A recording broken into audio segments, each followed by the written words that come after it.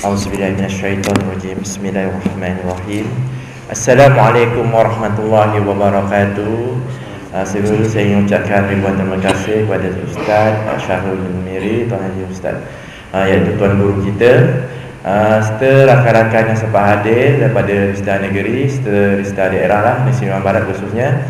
Kita bersyukur kepada Allah Subhanahu Wa Taala kerana dengan limpah dan rahmatnya pada pagi Jumaat ini, iaitu pengurus segala hari, kita dapat disatukan dalam majlis ilmu, iaitu majlis berkongsian ilmu.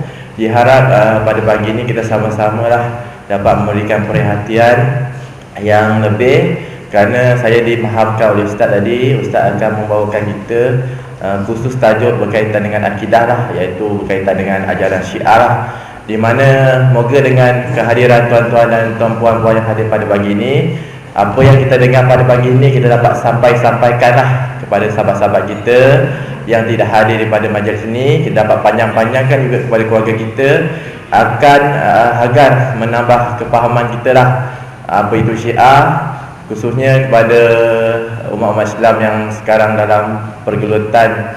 Ada yang akidah dia pun tak faham, sebab bukan apa, kita ni kebanyakan adalah Islam daripada segi warisan, bukan Islam yang kita cari. Jadi kita anggap kita Islam warisan ni kita telah sempurna. Sebenarnya kita sebagai Islam warisan ni kita lebih banyak perlu belajar supaya kita faham bahawa Islam itu berlandaskan garisan yang telah ditetapkan dalam Sunnah dan Al-Quran. Untuk tidak melengahkan lagi masa, saya serahkan majlis ini kepada Al-Fadhil Ustaz kita. Silakan Ustaz.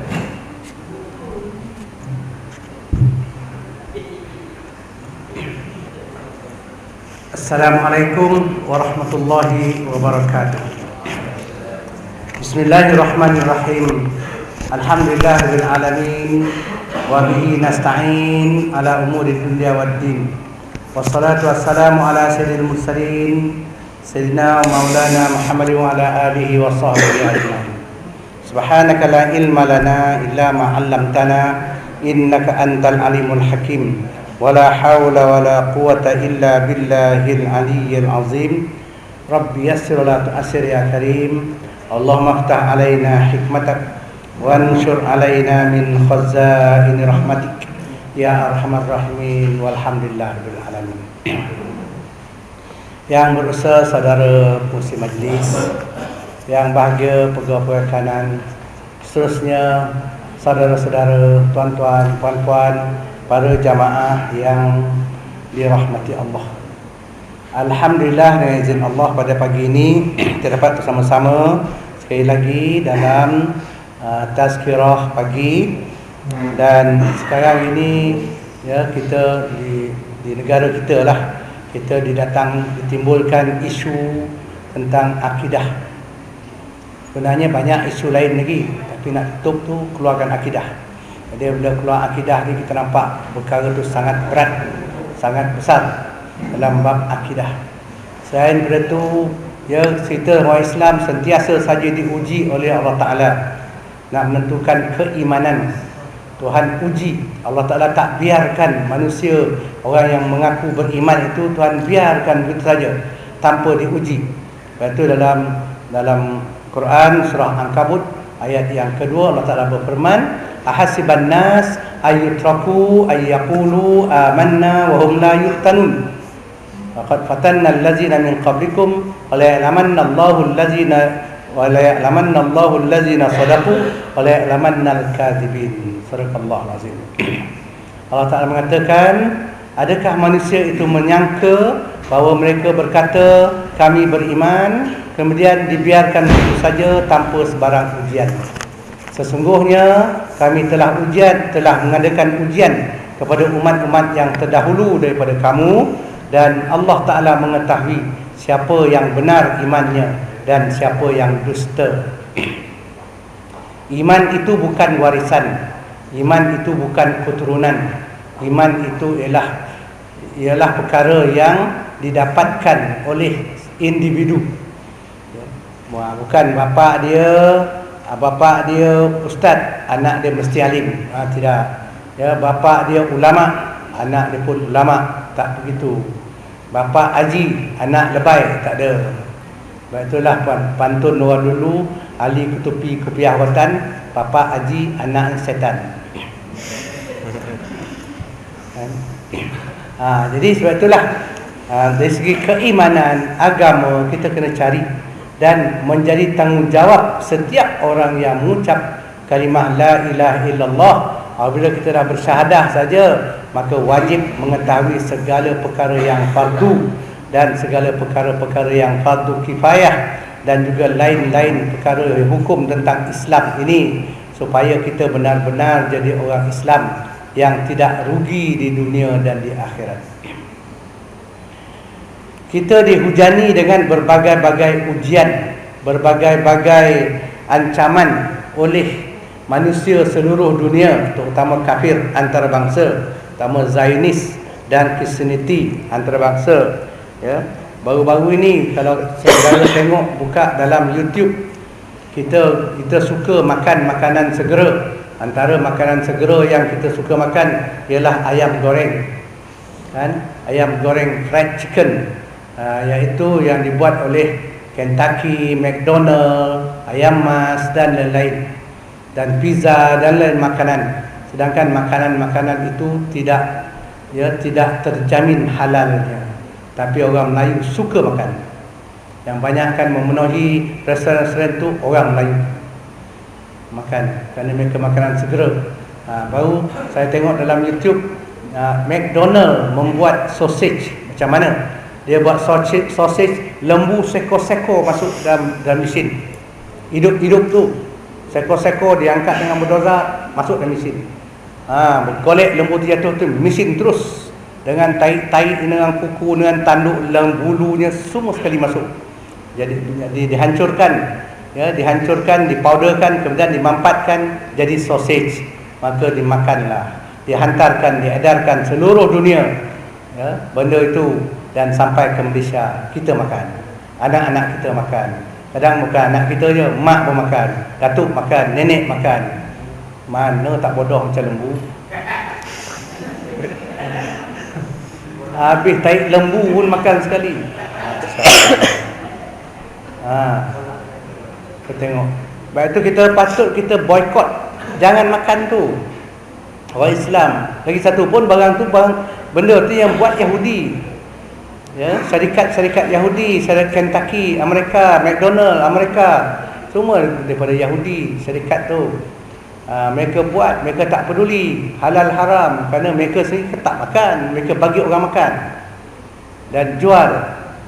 Ya, tapi kita makan saja. Saya tak pernah makan selama hidup saya tak pernah makan burger, tak pernah makan hot dog lagi, tak pernah. Nama pun geligeman bunyi hot dog. Kan? Pizza pun saya tak pernah makan. Saya cepat angkat pizza tu berjerit macam kucing punya. Jadi benda-benda macam ni kita jadi makanan. Bila makan tu dia mengakibatkan dia ke penghakisan terhadap iman. Iman kita jadi lemah. Akhirnya mungkin iman tu mungkin dia akan terhakis sikit kerana benda tu benda haram. Betul Rasulullah SAW mengatakan, kullu ma nabata min haram fannar aula bih. Setiap benda yang tumbuh daripada yang haram, maka nerakalah yang paling sesuai untuknya. Ya, kita rasa kita ada sembahyang, ada puasa, tapi kalau makan benda yang haram tak ada faedahnya semua tu.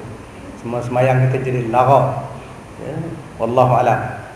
Kemudian tak habis dengan bab halal dan haram, dihujani pula kita dengan bab akidah. Akidah ini satu perkara yang sangat penting. Pada orang Islam, kita mesti jaga akidah. Kalau tak jaga akidah, berarti tak ada nilai Islam tu.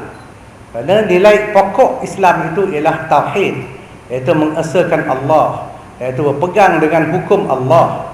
Itu dia tentang akidah.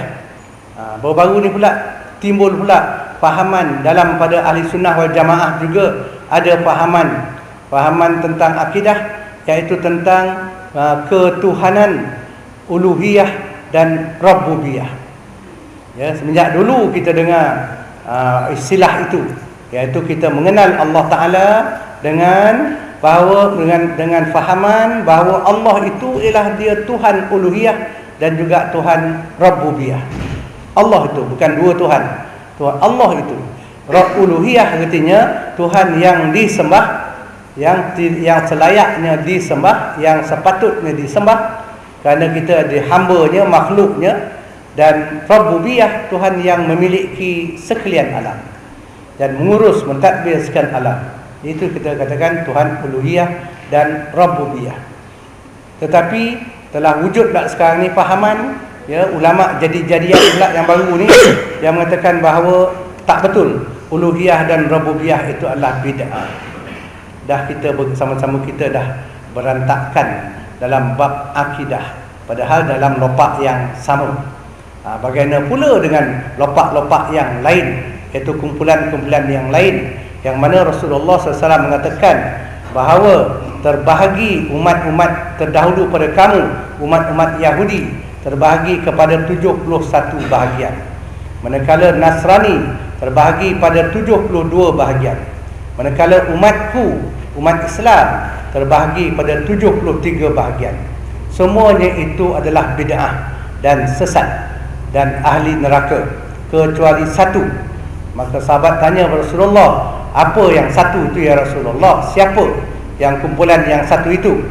Maka Rasulullah SAW mengatakan, yang satu itu ialah ma ana alaihi wa ashabi, sesiapa yang mengikut aku dan mengikut sahabat-sahabatku.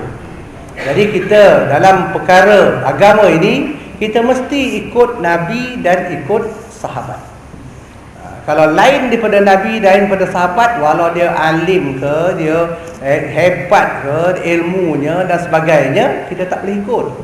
Sebab dia tak ikut Nabi dan tak ikut sahabat. Jadi ikutan kita ialah Al-Quran, As-Sunnah. Dan As-Sunnah lepas tu asar sahabat, iaitu apa-apa yang diamalkan oleh sahabat Rasulullah SAW.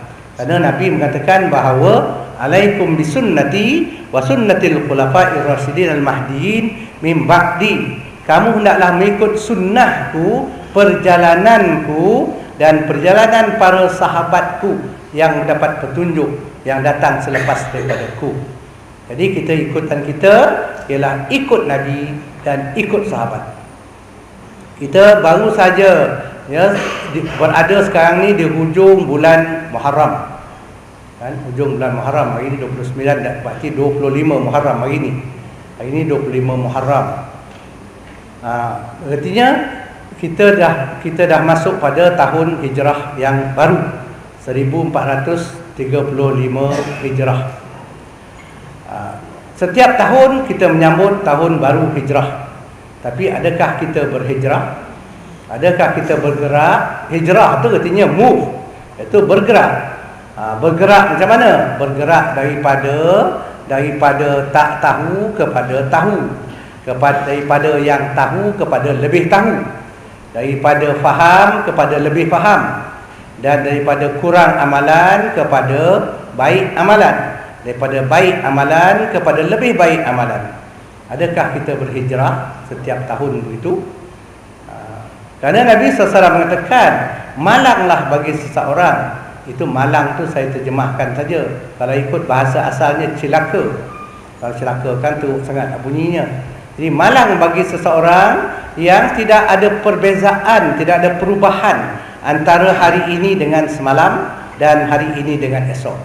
Sama saja, ya, tak ada berubah.